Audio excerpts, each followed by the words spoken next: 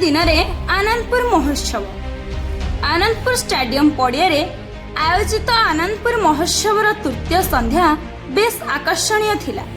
संध्यारे आयोजित सभारे अतिथि भाव में विशिष्ट कृषक नेता महेश्वर साहू, समाजसेवी डॉक्टर शंभुनाथ राउत जोगदे बहु रोचक तथ्य उपस्थापन करथिबा बेले उपजिलापाल नीलमाधव सुनांग सभापतित्व करथिले। शेषरे रंगारंग मेलोडी कार्यक्रम परिवेषण करा जायथिला।